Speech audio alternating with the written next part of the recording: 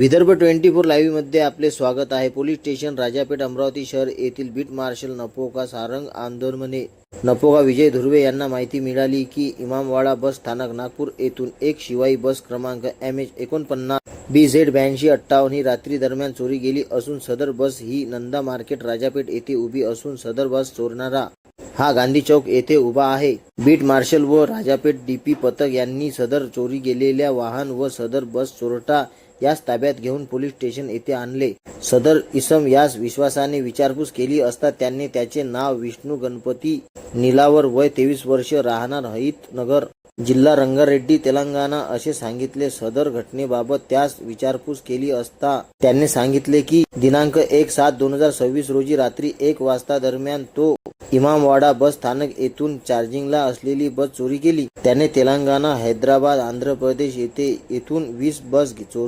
चोरल्या असून त्याने नांदेडला बस डेपो मधून एक बस चोरली असून ताब्यात पोलीस स्टेशन वजीराबाद येथे गुन्हा क्रमांक 240-26 कलम 303-2 भन्यास तसेच CCS police station Tirumalla crime police station Andhra Pradesh अपराध क्रमांक 121 226 कलम 379 भादवीचा बस चोरीचा नोंद आहे। त्याने सांगितले की त्याने चोरी केलेल्या बस मधील तो बॅटरी, टायर आणि डिस्क काढून घेतो व विकतो व उर्वरित पार्ट जागेवरच ठेवून देतो। तरी आज रोजी राजापेठ पोलिसांकडून जप्त करण्यात आलेले बस क्रमांक MH49 BZ8258 बस किंमत अंदाजे 1,53,00,000 रुपये चोरी केल्याबाबत पोलीस स्टेशन गणेशपेठ नागपूर येथे चोरीचा गुन्हा नोंद असून आरोपी व मुद्देमाल यांना पोलीस स्टेशन गणेशपेठ याच्या ताब्यात देण्यात आले आहे।